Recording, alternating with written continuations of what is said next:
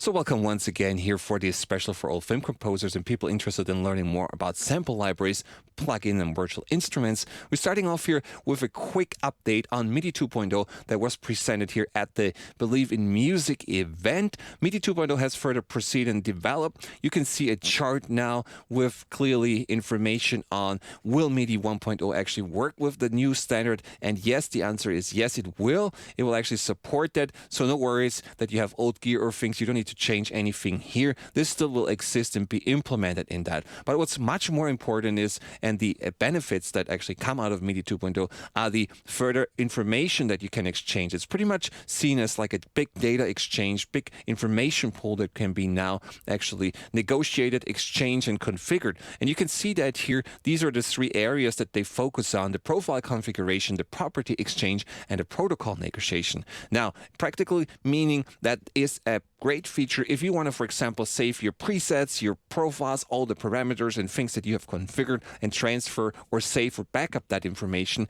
and put it maybe to another device here, or bring it up later, or have different settings, or just exchange information from your DAW and MIDI software that you're using with something else. Now, this has not been possible before. There are some ways to do that. Some devices actually had disk drives where you could save their information, but it was not a universal standard, and everybody pretty much cooked their own soup. So now with MIDI 2.0, you have this possibility, and we hope to see a lot of these devices that the main manufacturers produce will implement that over time. There's not a lot out there yet that allow that, but there's definitely more that we expect in the future here to come over this year and the next couple of years.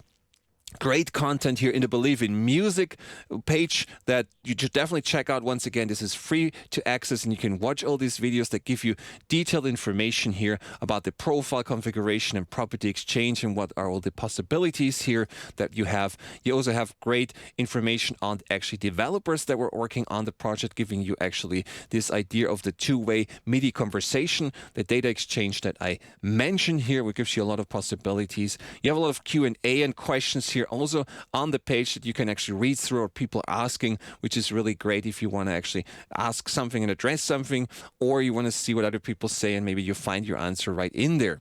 Now, on top of that, there is also here a great feature that is kind of like developed from a lot of people already, and workaround that was built, that is the MPE part of that MIDI polyphonic expression MIDI 2.0 standard, which basically allows new ways of creating music. So let's imagine just you have a single key and you press it down on a piano. You get here different loudnesses levels, different velocity levels here, but you cannot, for example, change at the same time the effect of increasing, for example, the vibrato or reverb or any other parameter that you want to put on there. And just imagine a key becomes now a multidimensional input device. What brings that and what possibilities are possible with that? With that said, there's definitely a lot more devices to come and more adaptations for classical keyboards and maybe new input devices that make these features possible. But definitely check out here also the Believe in Music website with this content for MIDI 2.0. I think that pretty much rounds up here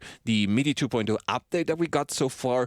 If you're more interested in learning about MIDI 2.0, check out these web links here that I will also state here at the bottom. And we had actually done an interview last year with one of the MIDI Association executives, so check that out as well if you're interested, and then you can see an update what actually has been done and what actually is going on at the moment. Steinberg has presented their latest product line, including the Dorico 3.5 music notation software that they have also put up a video here, which is great and gives you information on all of the features they have. What I find much more interesting is the updates here on the Steinberg software that were released a couple months back here, but they're giving you definitely here a full information on the potentials and software possibilities in case you're interested in learning more about it, purchasing this software. You can find this all on the Believe in Music site.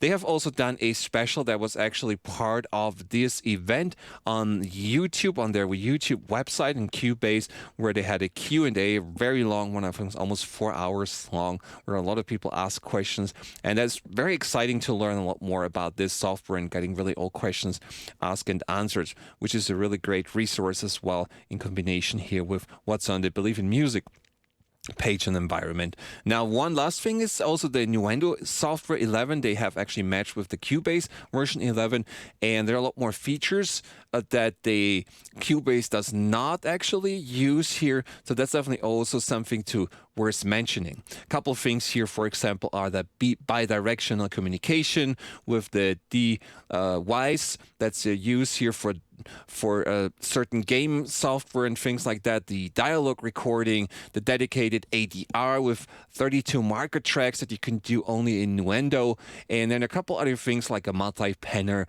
surround format like sounds like Dolby Atmos and things like that that are fully integrated and that you actually can use in the software. Definitely check out that if you're interested in learning more about that, also on the Believe in Music. Again, I will put all these links here below as well so you can have access to that and browse through and see all the questions and things that were asked. Bittwix Studio was also a part of the Believe in Music event. Gives you an insight here on their DAW and unique possibilities. For example, the unique routing possibilities, the native MPE and hardware integration that they have built in, and some of the mastering features that they offer also in their latest updates and in their software. I think there are two videos that I found here very interesting. Definitely put that links in for you as well. Presonus has presented their latest Studio One release, 5.1 here, giving you insights on the new features.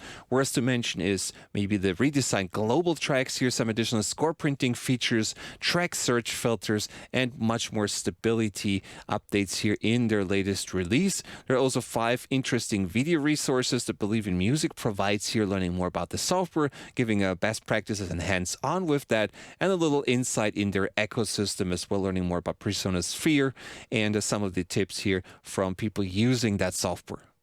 FL Studio was also part of the Believe in Music event with one session on here hands-on and best practices on creating a beat. Put that link down here as well if you want to know more about that. The creators of Finale had 2 tutorial sessions here, this time at the Believe in Music event. One was about scoring and arranging with Finale, the music notation software here, and one was especially for educators, teaching them here some tips and tricks. One thing to mention is they also have their XML format that they use actually, where you can export files and share with your students, and there's a couple information on that, and again, 2 links here I will put down below. Great news also from Spitfire Audio. They've released their CDT during the Believe in Music event, their contemporary drama toolkit. If you remember back then, a couple of years ago, there was already here a drama toolkit. Now this is the newest release with impressive sounds here. You can have a first look into that. Great presentation here with Christian Hansen. There's also information here on their general philosophy and what kind of music, libraries and things they create, and a hands-on best practice training here with Justice West here, Grammy-nominated artist, and gives information on the Spitfire Audio Labs here if you want to learn more about that. Moving on to EastWest, they were introducing their Hollywood Orchestra Opus Edition. There's a lot of insight and information how they did that, and I think they implemented some of the famous programmers also working on the Steinberg team and working on Studio One and things like that into that to make that really top-notch and getting out the best and most out of it in terms of great sounds, low latency and things like that. You can learn more about. There's a great video about that. They've also had a lot of hands-on and walkthroughs here to mention, and there's everything here from their Spaces 2 software and tools for the convolution and reverb to Hollywood choirs. They have something on their backup singer release on brass and a couple other ones, Empire. So they're actually having the most videos I've seen so far, Voices of the Soul here. If you want to learn more about their product lines here and have some walkthroughs, definitely check that out or learn more about their newest release here on this Hollywood Orchestra Opus Edition.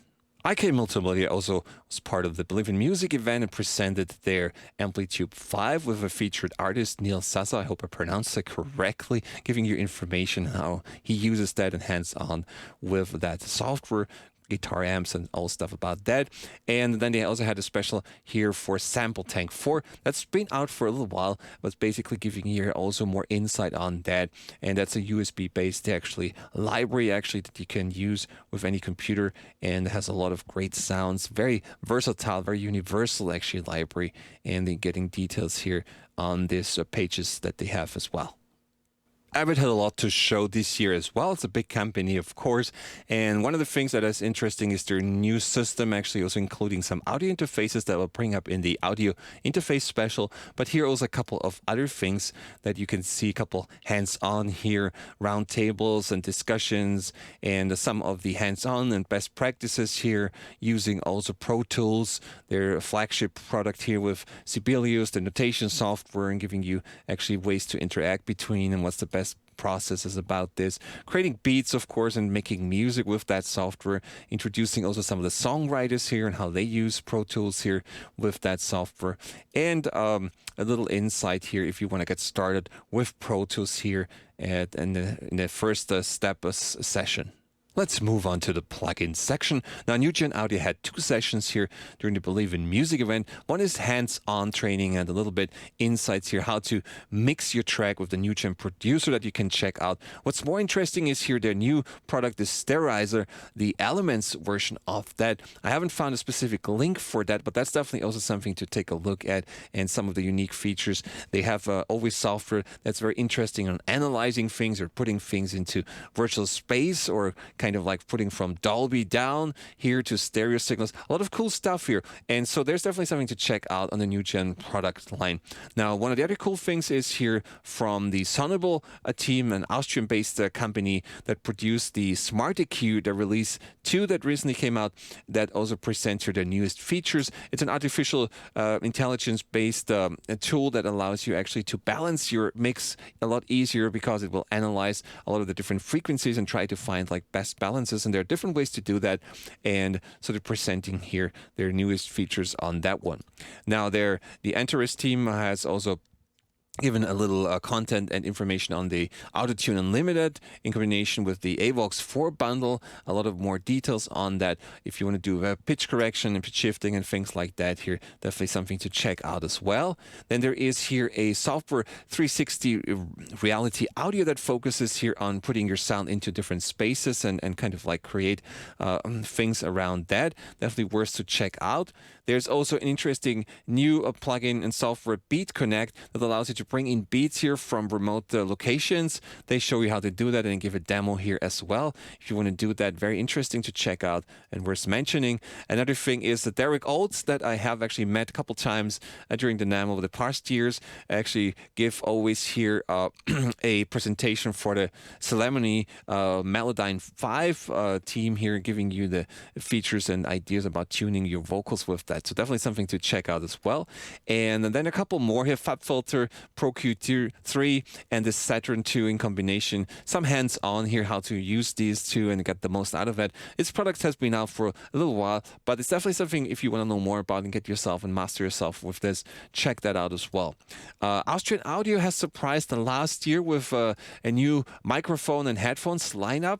This year, actually, they're presenting two plugins. I think they were part of that bundle from last year, at least a little bit from what I've seen. That's the Ambi Creator plugin, and here they have another one that's called the Polar Designer, and they give you some unique characteristics of how a microphone should behave in space, and kind of from what position you record, if it's bidirectional, omnidirectional, and things like that. So you can actually have a certain features with that, which make it unique. So definitely also something to check out here, their new plugins here, and see what they offer.